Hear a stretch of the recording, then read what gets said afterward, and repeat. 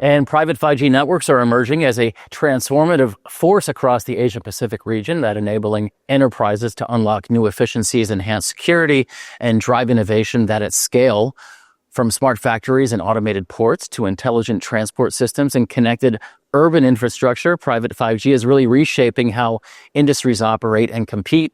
This panel will explore the opportunities and challenges of deploying private networks in the APAC region, that to highlight real-world use cases, examine how enterprises, governments, and technology providers collaborate, that to accelerate adoption and maximize value creation. Joining us are Sander Veraar. He's Vice President, Strategic Services, that at StarHub. And next to him is Faiq. He's Senior Vice President of Global Sales, OSS Business Unit, that at Rakuten Symphony. And gentlemen, welcome. Thank you. Thanks for being here. Of course, we're here at FutureNet Asia 2025, Day 2. I know both of you have been here on both days. Just real quick, Faiq, what are your thoughts on the show? It's been pretty incredible. A little bit more realization and acceptance that AI is just not a buzzword. And really we need to move fast, and it's right in now. So that's really heartening to see. Any thoughts? This is the 5th edition of FutureNet in Singapore. It's a good event bringing together the region. This year, a lot of talk about AI, but also about autonomous networks, APIs, automation. So all topics which are relevant for the industry. Yeah. Sander, I want to start with you, if you don't mind. Can you sort of set the stage for us in this discussion about the adoption of private 5G networks and really in the APAC region? What are the drivers? Okay. So the drivers depend on the use case. So the adoptions at the moment is in 3 areas. So manufacturing. So manufacturing, it's about latency and security. Ports, be it airports or cargo ports. This is more about large area deployments, again, security, but also quality and reliability. And lastly, particularly here in Singapore, some deployments in smart cities, which is more about data, amassing large amounts of data and using that for government type decisions, as well as creating an ecosystem which works well for citizens. Faiq, I'm going to go just really quickly into some of the top tier challenges as we enter this private 5G networking space, and maybe talk about the correlation between telcos and enterprise as we enter that space, and maybe even touch on, regulatory cost or scalability. I know it's loaded, but... No, thank you. I mean, today, the whole opportunity is that who's going to seize the private 5G opportunity. And you can in some ways say that it is a collision, some sort of technology war where it is between the technology, the regulatory, and the enterprise dream.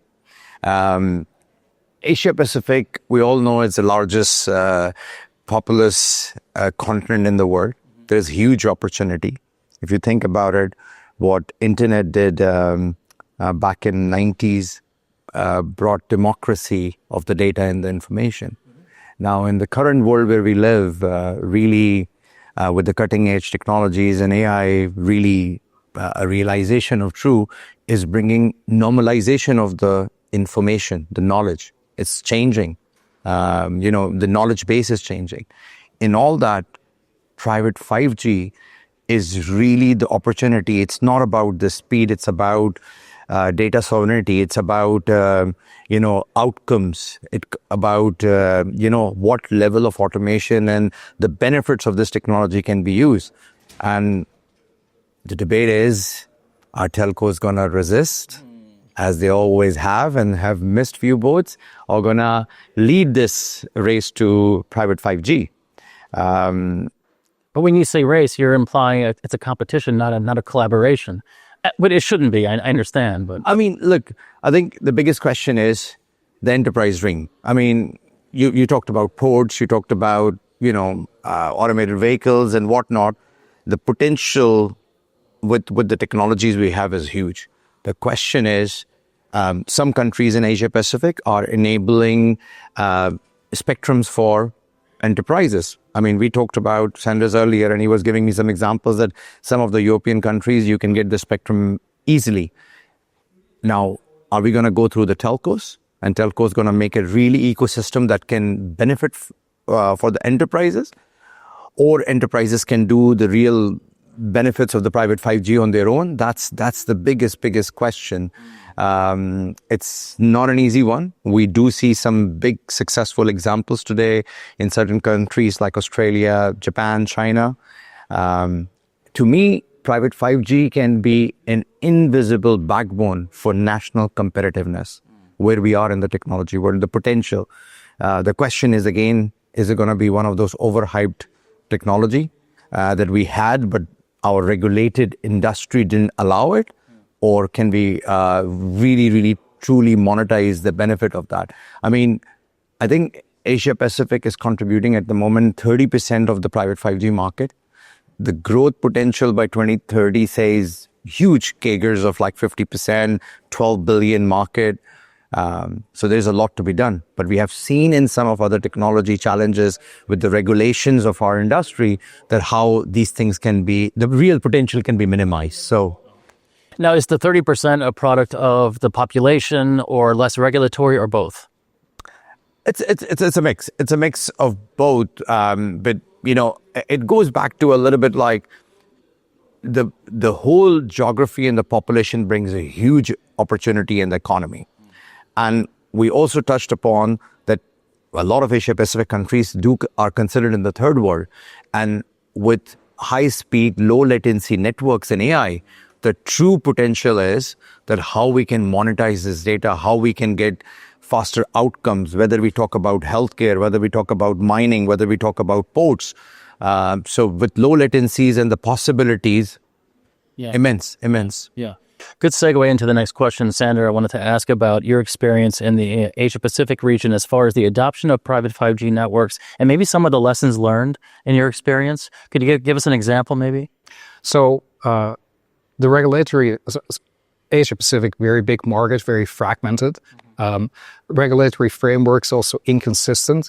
So the countries just mentioned, Australia, Japan, Korea, those countries have very favorable regulations around 5G, right? So they make it relatively straightforward to get spectrum for 5G deployments.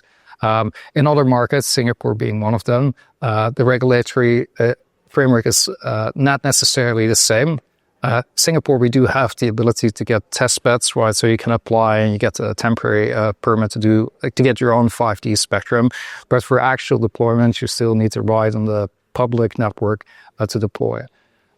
So initial lessons learned from use cases that we've done. One is the figuring out the framework, the regulatory framework aspect. The second part is around device ecosystem, which early on was a challenge, but which is becoming less. Third one has been on the conversation or considerations between 5G and Wi-Fi, right? Because especially in the enterprise space, people keep going back to Wi-Fi and say like, look, I can buy Wi-Fi with a lifespan of 5 years. It's a CapEx model versus I buy your service. And by the way, especially here in Singapore, as part of your service, why do I have to pay for the spectrum? Because in Wi-Fi, I get the spectrum for free. So this is less of a constraint if you talk about large areas like ports, because the considerations are different and the environments are more dynamic. So the consideration from clients is more about reliability, coverage, making sure that performance is consistent. So their 5G naturally becomes the deployment model of choice. But in the enterprise context around smart manufacturing, and also if you look outside of Singapore, for example, precision agriculture, those type of use cases, there's more this, okay, I have alternatives. Why would I consider 5G? If I can add one thing to what Sandra's saying, and Sandra, please feel free to chip in. I think the case studies and the learnings are there. But I go back to the point that I don't think there's any question about the potential and the benefits of implementing private 5G. The question becomes that, is there a real ROI for the enterprises with the whole ecosystem and the cost? And that's where the regulatory and a combination of ecosystem, how this is going to get implemented, plays a huge role. Because you brought very interesting point, about Wi-Fi as well. And that becomes that which vertical and the benefit versus the cost of this implementation. And that's where the trick is, that what regulatory authorities will do, how telcos will resist, because they do have a public 5G network. They, have their own sort of enterprise services which they want to enterprises to latch on. And that's where the ROI is also very, very, like any business, is an important point. Of course, as you said, Asia Pacific is not a small market. You go to China, Korea is very, very different to, Cambodia or Malaysia. I see that in India, there is license available to a player like Adani, but then also telcos are trying to provide a package private 5G network. So, a lot to be seen. I know that you mentioned about some European examples. Do you think Asia Pacific has something to learn, Sanders, from Europe?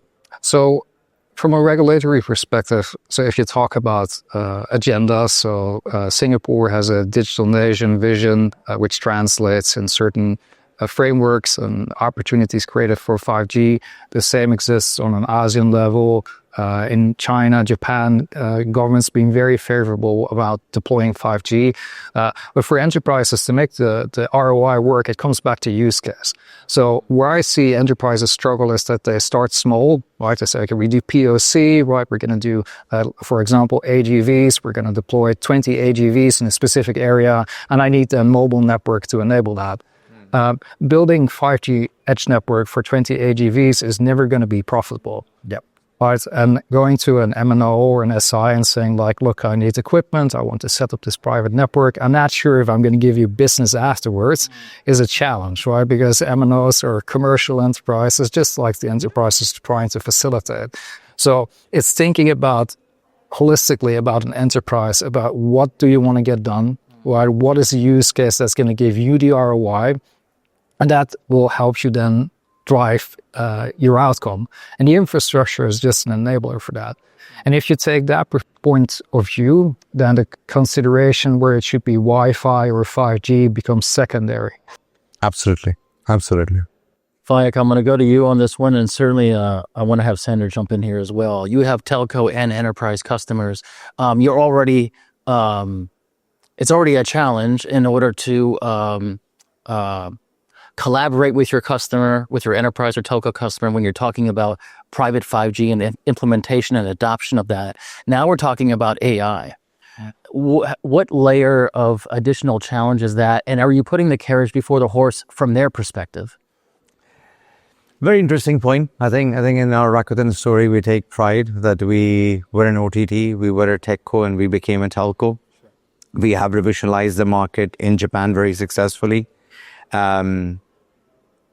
But I'll take another pivot that if you see in general the telco industry, as telco mobile operators, we do have our struggles. We do have our struggles on our balance sheets and profitabilities as well on the ROI and of 5G and so on.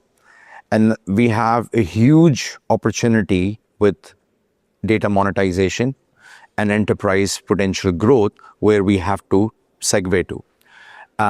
In Rakuten, we take a lot of pride that on network monetization or data monetization, we have done a next level success, which is brilliant.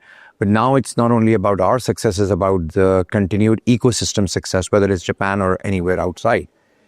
And for that, I believe we need to have an open mind, and there will be cases, as Sanders also alluded to, that 20 AGVs network, probably telco-led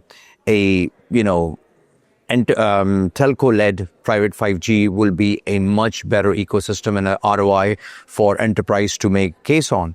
But then if you go and you look into some of the biggest port potential business cases in China or Japan or a nuclear power plant and whatnot, then, having a offering of a network in a box to provide a package private 5G in the most cost-efficient manner is a potential.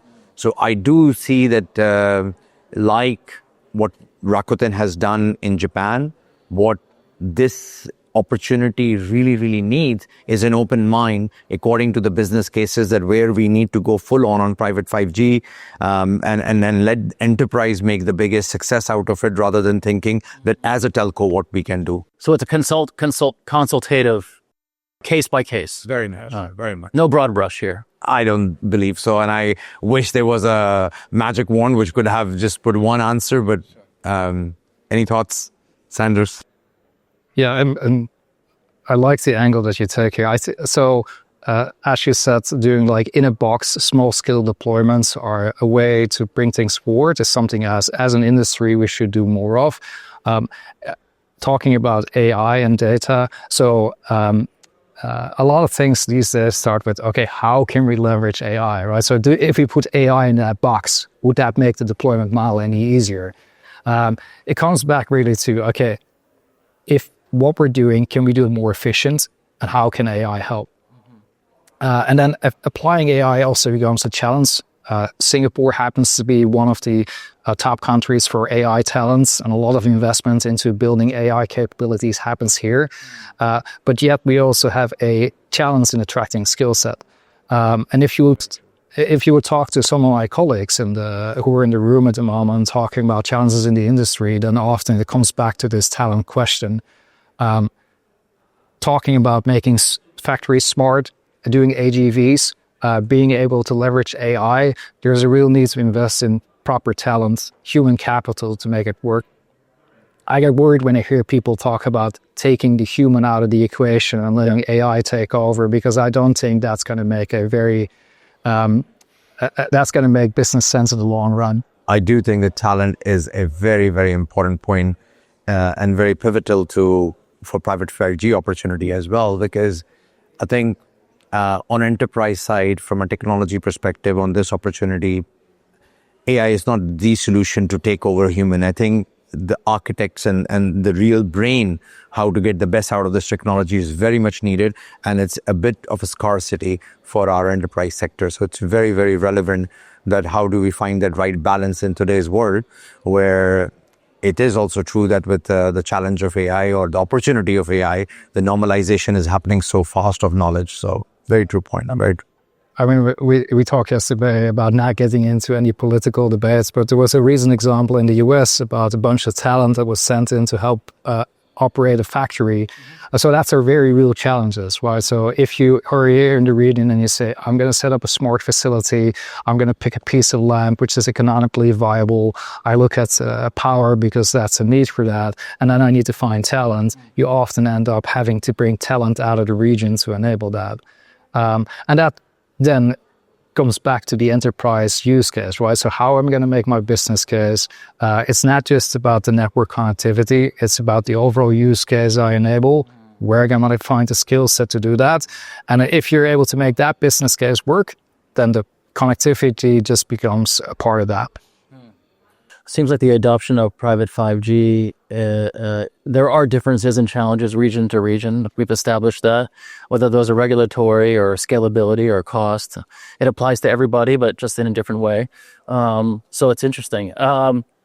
Anything to add? Because I feel like we've covered a number of points here. I think also we didn't talk too much about data sovereignty. I think it's a big, big topic.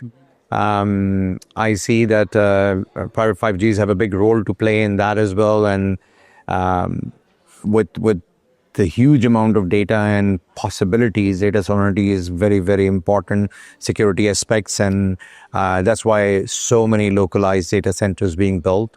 And I do believe that I said something in the beginning that it's an invisible backbone for national competitiveness and economies to bloom and get bigger. So I do believe that the countries and the regulatories which are going to play a more smarter roles, including telcos as part of the ecosystem, are going to really, really catch this wave correctly. And certain countries in Asia Pacific are far ahead to offer that. Well, it's interesting, but region by region, you can actually learn from one another, right? That's interesting as well. Faiq Khan, Rakuten Symphony, it's always good to talk to you, have your insights as well. Pleasure. I'm sure we'll see you across a pond, whatever that pond is, I'll see you there in a few months. Sander Veraar, good to meet you, by the way. So we're on another session just after this. So we appreciate your time as well. Thank you. Thanks so much. Thank you.